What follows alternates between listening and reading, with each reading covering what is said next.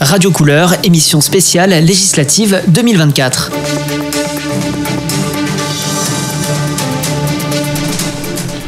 Voilà, rebonjour, bonjour ou rebonjour à toutes et à tous qui nous écoutez sur Radio Couleur. C'est le direct qui reprend, le direct avec nos émissions quotidiennes jusqu'à la fin de cette semaine sur les élections législatives 2024. Ces élections législatives, je le redirai tous les jours, totalement inattendues, qui nous a tous poussés à nous organiser à la dernière minute, y compris les candidats et les candidates qui ont eu la sympathie de répondre rapidement à nos invitations. Merci à toutes et à tous, merci à vous particulièrement, Aurélien Leprêtre, et bonjour. Donc voilà une manière d'introduire notre conversation. Aurélien Leprêtre, vous êtes le candidat des Républicains pour la 10e circonscription de l'Isère, cette 10e circonscription qui, au même titre que la 6e que nous couvrons aussi, regroupe un bout de cette ville de Bourgoin-Jallieu avec d'autres, avec l'île d'Abo aussi, mais on a aussi la Tour du Pin jusqu'au pont de Beauvoisin dans cette circonscription un petit peu atypique, tout en longueur comme ça. Merci d'être avec nous. Je le disais, une dissolution totalement inattendue qui nous a tous pris de court, avec un paysage politique qui est en train de se constituer, de se reconstituer, de se déconstituer, je ne sais pas comment il faut le dire. Comment vous avez pris ça, vous ? Déjà bonjour et merci pour votre invitation. C'est vrai qu'on a appris ça dimanche dernier, on était encore en train de compter les dernières enveloppes à la salle polyvalente et on a appris ça avec stupéfaction. Le président n'a eu de cesse d'expliquer que l'élection européenne n'était pas une élection nationale et que donc il n'aurait pas à démissionner son gouvernement, chose qu'il a faite lorsque les résultats n'étaient même pas encore connus. Donc c'est vrai que ça interroge beaucoup, et puis on voit aujourd'hui il laisse un petit peu la France, les électeurs face à ces différents blocs et cette montée des extrêmes qu'on vit depuis de nombreuses années maintenant. Oui, alors on va commencer par le commencement, on reprendra tout ça après, mais j'aimerais, alors on vous connaît bien à Bourgoin-Jallieu, vous êtes adjoint au maire, néanmoins peut-être pas tout le monde, parce qu'on le disait, cette circonscription est grande, et va loin. Est-ce qu'on peut faire un petit portrait rapidement, Aurélien Leprêtre, qui êtes-vous ? Avec plaisir. Alors Aurélien Leprêtre, candidat Les Républicains non extrémistes sur la 10e circonscription. On en parlera. Effectivement, cette circonscription est étendue, mais j'ai eu la chance de grandir à l'est de cette circonscription, de travailler plus au centre, et puis maintenant d'avoir fondé ma famille et de m'y être installé sur Bourgoin-Jallieu depuis de nombreuses années, et puis d'y être élu maintenant depuis 10 ans en tant qu'adjoint au maire, et depuis un petit peu moins longtemps en tant que vice-président de l'ACAPI. Donc c'est un territoire que j'aime, c'est un territoire que je connais ses élus, je connais ses habitants, je connais ses problématiques et ses entreprises, et donc je pense être à même de bien représenter ce territoire, contrairement à certains partis qui n'hésitent pas à parachuter leurs candidats. Très bien, alors j'ai comme l'impression qu'on parle peut-être de Thierry Pérez du Rassemblement National notamment, et justement vous parlez de Républicains non extrémistes. Alors commençons par là. Évidemment, chez les Républicains, c'est pas forcément évident aujourd'hui, il y a une scission entre deux partis, ceux qui ont envie de faire alliance avec le Rassemblement National et ceux qui ont envie de garder leur identité de Républicains, de gaullistes peut-être. Alors c'est pas facile, mais ça a le mérite au moins de clarifier la situation. Quand on parle d'une scission, on parle de deux gros blocs qui se séparent, et j'ai l'impression qu'Éric Ciotti est parti un petit peu seul avec deux députés amis sous la main. Donc je pense qu'on a un bloc des Républicains qui reste soudé, qui reste fort, et cette candidature, nous, on la souhaite avant tout vraiment sur nos bases électorales qu'on a depuis de nombreuses années. On n'a pas reculé, on n'a pas bougé, ça fait très longtemps qu'on propose les mêmes choses.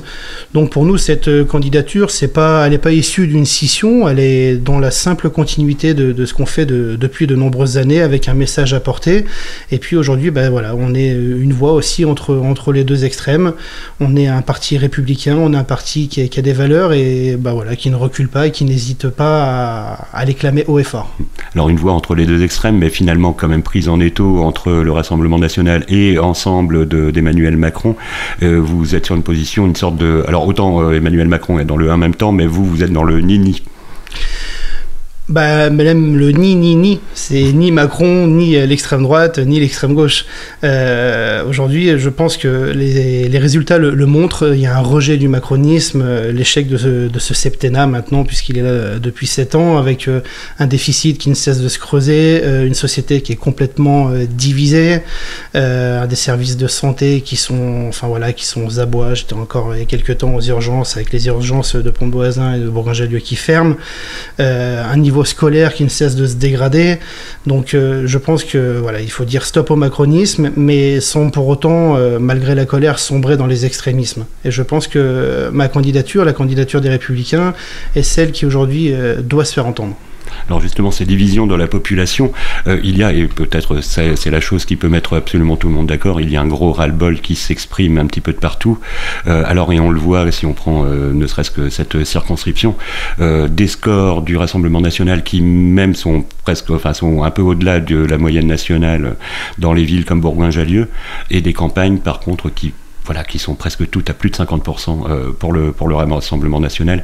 Il y a vraiment un ras-le-bol. Comment vous expliquez ça et comment vous pensez y répondre? Alors effectivement, il y a un ras-le-bol depuis de nombreuses années. On le voit dans les villages, dans les campagnes. On a des services publics qui sont de plus en plus aux abonnés absents, des services postaux qui ferment, on est dans des déserts médicaux dans plus de 85% des cas, on a des écoles qui ferment. C'est, en général, dans ces villages, ce sont des personnes qui peut-être se sont écartées des villes aussi pour pouvoir acheter. Donc il y a ces questions de pouvoir d'achat sur lesquelles il faut prendre la voiture tous les jours. Il y a ces questions aussi que on ne pense pas forcément à eux. Et puis quand on entend les débats actuellement, on focalise sur certains sujets, mais on ne parle pas de cette ruralité qui pourtant représente, alors chez nous, une grande partie de la circonscription, mais aussi au niveau national, une grande partie de la France. Donc je pense que cette ruralité, en fait, elle se sent oubliée et qu'elle crie fort un petit peu sa colère. Elle se sent, mais elle l'est. Réellement, c'est là où justement il y a le plus de déficit. Vous parliez de services publics, de médecins. Alors vous parliez effectivement de la position des néo-ruraux, mais il y a aussi des ruraux depuis toujours, des agriculteurs en retraite qui touchent 600 ou 700 euros, qui n'ont plus les moyens de se faire soigner. Vous parliez de la santé. C'est aussi tout ça qu'il faut rétablir, un équilibre peut-être. C'est sûr, il faut rétablir un équilibre. Il faut que les travailleurs puissent vivre de leur travail. Il faut que les personnes qui ont cotisé longtemps puissent aussi vivre de leur retraite. Et c'est tout ce système aujourd'hui qui est complètement bancal et qui fait cette colère. On a souvent rencontré des agriculteurs, on a souvent rencontré aussi des personnes qui ont des petites retraites avec cette même problématique de pouvoir d'achat, cette même problématique. Il y a des explosions aussi au niveau des demandes, au Resto du Cœur. C'est toutes ces choses-là qui doivent être entendues, qui doivent être aussi montrées. Il faut pas les oublier. Et puis je pense qu'aujourd'hui, les débats nationaux se focalisent pas assez. C'est pour ça que en tant que candidat issu du terroir, moi, j'ai cette conscience, je connais ces personnes et on a tout un tas d'idées pour y remédier, bien sûr. Alors les campagnes, le monde rural, c'était un petit peu l'éther aussi des Républicains, du RPR dans le temps, etc. Qu'est-ce qui s'est passé ? Alors c'est plutôt un avis personnel, mais peut-être que on n'a pas forcément eu la bonne incarnation. Notre sujet n'a peut-être pas été assez entendu, assez martelé, mais pourtant quand on le voit sur notre territoire, on a de nombreux élus de droite apparentés les Républicains, que ce soit dans les villes comme Bourgoin-Jallieu ou que ce soit au département, à la région, avec des résultats concrets, et puis même au niveau de la région avec des résultats concrets autour de l'agriculture et de la ruralité. Donc je pense que on n'a pas eu peut-être la bonne personne pour incarner ce sujet au niveau national. Et puis aujourd'hui, Mbappé disait que le foot a changé. Nous, on peut dire que la politique a changé. Avant, c'était vraiment quelque chose où les gens lisaient, s'intéressaient. Et puis aujourd'hui, la politique, on voit qu'en 30 secondes, sur une vidéo Instagram ou TikTok, on arrive à emporter quelque chose. Donc je pense qu'il faut qu'on revoie notre méthode. Même si je suis convaincu, chez les Républicains, le projet est le bon. Ceci résonnant finalement sur notre premier sujet, avec cette possible scission chez les Républicains, ces rapprochements du Rassemblement national. Aujourd'hui, c'est l'heure d'une nouvelle réflexion, d'une reconstruction pour les Républicains. Alors moi, je ne fais pas partie des têtes pensantes au niveau national, mais si j'étais questionné, oui, je pense qu'il faut revoir, il faut revoir la méthode, c'est sûr. Mais je pense qu'il faut vraiment s'appuyer sur les élus locaux. Ce que je disais tout à l'heure, on a la chance d'avoir de nombreux élus locaux avec de belles valeurs, avec de beaux résultats et qui ont un engagement quotidien sur le terrain. Et je pense que ça passera forcément par redonner confiance, pouvoir être de nouveau entendu et puis battre le terrain comme nous on peut le faire sur Bourgoin-Jallieu par exemple. Qu'est-ce qui empêche votre base historique, finalement, républicaine, de faire alliance avec le Rassemblement national, comme Éric Ciotti, comme d'autres ? Déjà, moi, personnellement, ce sont des valeurs. Le Rassemblement national, même si depuis quelques années, il essaye de laver, de laver un petit peu son image. Moi, j'en oublie pas que c'est le Front National. Donc déjà, c'est des valeurs auxquelles j'adhère pas du tout. Et puis, il y a encore quelques jours, quelques semaines pour les élections européennes, on avait quand même un projet économique qui pour moi est plutôt de tendance de gauche. Et puis on avait aussi une certaine volonté des élus Rassemblement national de quitter l'Europe. Nous, chez les Républicains, on croit fortement à l'Europe, on croit fortement au travail, on croit fortement à toutes ces valeurs-là, ces valeurs d'inclusion aussi, et dans lesquelles on ne se retrouve pas avec le Rassemblement national. Donc pour moi, faire alliance avec le Front National, ça n'a jamais été une hypothèse. Donc ça ne changera pas. Voilà, ça ne fait pas partie des possibles pour vous. On l'a bien noté du coup. Alors tout à l'heure, vous citiez avec raison l'hôpital Pierre Oudot à Bourgoin-Jallieu, l'hôpital de Pont-Nouveau-Voisin, des urgences qui ferment, des médecins qui ne sont pas là, plus là. C'est un gros problème. On le disait, comment se faire soigner quand on habite dans des territoires comme celui-ci. Quelles seraient les solutions pour ça ? Déjà, il faut partir du constat qu'aujourd'hui, on a 6 millions de Français qui n'ont pas de médecin traitant et 87% de la France qui est considérée comme zone blanche, comme désert médical. Moi, la semaine dernière, je me suis cassé le pied, j'ai passé 7 heures aux urgences, j'ai trouvé un personnel motivé, vraiment avec l'envie de bien faire les choses, mais un service des urgences qui était complètement saturé, avec moins de médecins. Donc forcément, on a ces difficultés-là. Donc aujourd'hui, il faut arriver à retrouver la solution pour faire revenir des médecins dans ces zones de ruralité. Est-ce que ça va passer par des exonérations de charges ? Est-ce que ça va passer par une refonte du numerus clausus ? Est-ce que ça va passer aussi par améliorer cette image, accompagner les communes ? On a des communes comme les Abrets en Dauphiné qui, eux, ont salarié leurs médecins. Donc je pense que sur le territoire, encore une fois, il faut l'écouter, il ne faut pas forcément décider qu'à Paris, il faut écouter ces territoires-là, voir quelles sont les solutions avec eux et puis les accompagner là-dessus. Chaque territoire a un petit peu ses difficultés, n'est pas forcément, on n'a pas forcément les mêmes problèmes à l'ouest qu'à l'est, donc on va déjà repasser par une écoute du terrain. Alors justement, le terrain, le territoire, ce Nord-Isère qu'on aime tous ici, particulièrement à Couleurs, dont c'est le bassin historique, c'est un territoire complètement à part, atypique. On est dans cette périurbanisation lyonnaise qui arrive galopante et en même temps sur un territoire rural magnifique et en même temps avec un potentiel de développement économique qui est magistral. Comment vous voyez-vous justement ce Nord-Isère et qu'est-ce que vous voudriez porter pour lui à l'Assemblée ? Ce Nord-Isère, en fait, dans sa configuration aujourd'hui, c'est une chance. En fait, on a un territoire qui est fier avec une histoire, avec certaines valeurs autour de l'agriculture, et on a cette chance aussi d'être proche des axes de communication le long de la 43, proche de Lyon avec tout ce bassin d'emploi, et puis cette grosse zone logistique aussi qu'on a sur Saint-Quentin-Fallavier. Premier pôle logistique européen, si je ne m'abuse. Tout à fait. Donc c'est vraiment une opportunité. Il faut vraiment se saisir de cette chance-là, de retravailler la mobilité pour aller vers l'emploi, de pouvoir retravailler toutes ces choses-là. La région le fait aussi avec le train, par exemple. On a cette chance d'avoir un territoire qui est proche de la ville, qui reste rural, où on a quand même de nombreux Lyonnais qui viennent nous rejoindre. Donc il faut capitaliser là-dessus et à mon avis on a toutes les chances de développer ce Nord-Isère très très rapidement, mais depuis de nombreuses années les agglos le font très bien.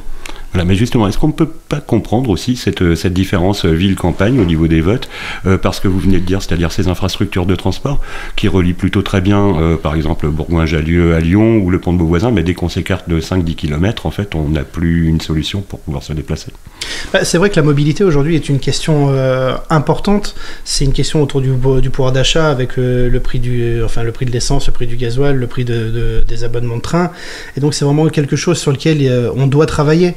Après, Après, voilà, on a une configuration qui n'est pas des plus simples, mais je pense sincèrement que le travail qui aujourd'hui est mené aussi bien sur l'autoroute que sur la voie ferrée est quelque chose de très très positif. Très bien. Alors au niveau je reviens sur votre non-volonté justement d'aller vers ces valeurs du Rassemblement national. Qu'est-ce que vous pourriez dire que vous souhaiteriez développer comme politique qui serait complètement à l'encontre? Qu'est-ce qui empêche? Par exemple, est-ce que la question des immigrés, par exemple, est-ce que vous considérez qu'économiquement on a besoin de cette question-là, ou est-ce que vous vous rapprochez plutôt du fait il faut qu'on régule davantage? Je pense qu'il faut revoir la méthode. Il y a effectivement une régulation, certes, à apporter, mais surtout, en fait,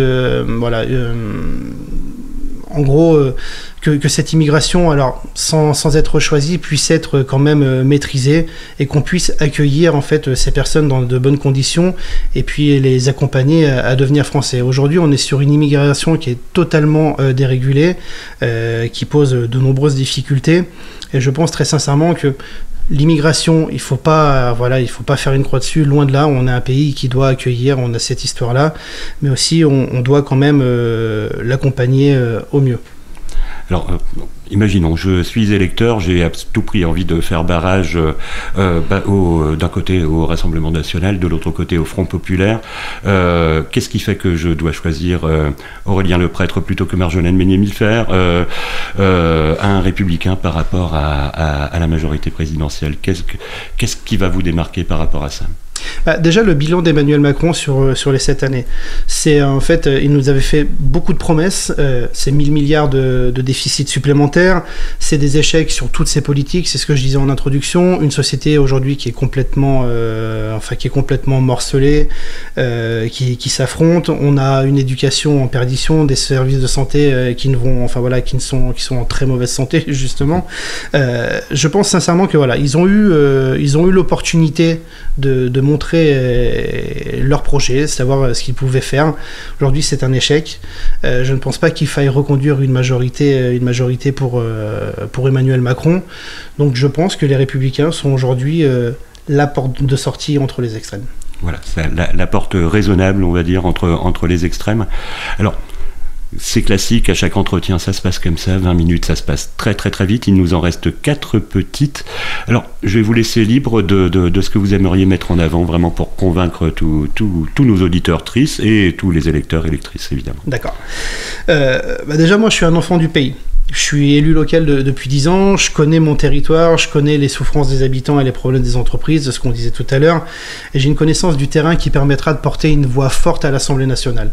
Je suis pas parachuté, je viens pas de découvrir le territoire, et du fait d'être élu depuis un certain nombre d'années, ça me permet aussi d'avoir cette connaissance-là. Voilà, moi j'aime la France, j'aime notre région, j'aime ce territoire, notre Nord-Isère, et ce que je disais tout à l'heure, je ne souhaite pas, je ne peux pas laisser les extrêmes venir s'implanter ici sans agir. Donc moi, ce que je souhaite vous dire, c'est qu'en gros, la candidature des Républicains, la candidature que je porte, ce sera la voix des retraités qui se sentent plus en sécurité. Ça sera la voix aussi des classes moyennes aujourd'hui, ce qu'on disait sur la ruralité tout à l'heure, la voix des classes moyennes qui paient des impôts et qui terminent le mois de manière très très compliquée. On sera aussi la voix d'un monde rural, forcément, qui est totalement délaissé par l'État, sans service public, sans police, sans médecins, avec des écoles qui ferment, et bientôt avec l'interdiction de prendre leur voiture quand on voit ce que les écolos font sur Lyon. Et pour moi, en fait, ma candidature, me présenter, c'est pour moi une question d'honneur et de fierté, parce que je le disais tout à l'heure, on est sur un territoire fier de ses valeurs, et donc moi, comme je suis fier de la 10e circonscription, je suis fier de porter ma candidature pour les Républicains. Voilà. Et alors la campagne, on le disait, c'est très très très très rapide. Alors on disait difficulté d'organisation, mais alors d'autant plus pour vous qui vous êtes fracturé la jambe peu de temps avant l'annonce. Qu'est-ce que vous allez encore faire là pour cette campagne? Est-ce que vous donnez rendez-vous à vos électeurs au marché, dans un meeting bientôt? Bien sûr qu'on donne rendez-vous. J'ai la jambe cassée, mais j'ai la chance de compter sur une équipe qui m'accompagne de partout et qui m'emmène de partout surtout. Donc on sera dès demain soir à 19h30 aux Abrets en Dauphiné. Nous serons jeudi matin sur le marché de Bourgoin-Jallieu, et jeudi soir on aura une réunion publique commune avec Annie Pourtier, candidate de la 6e circonscription pour les Républicains, à 20h à la Halle Grenette à Bourgoin-Jallieu. Donc on vous attend nombreux. Donc 20h, Halle Grenette, Bourgoin-Jallieu, c'est jeudi. C'est jeudi. Et aux Abrets au Dauphiné, c'est où demain à 19h30. Où ça? Salle de la place Éloi Cuchet, la salle Triangle. Parfait. Bah, écoutez, la bataille, la campagne bat son plein, mais voilà, le lapsus était révélateur.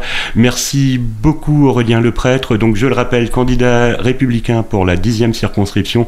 Beaucoup de courage et particulièrement justement pour les soins de santé. Merci.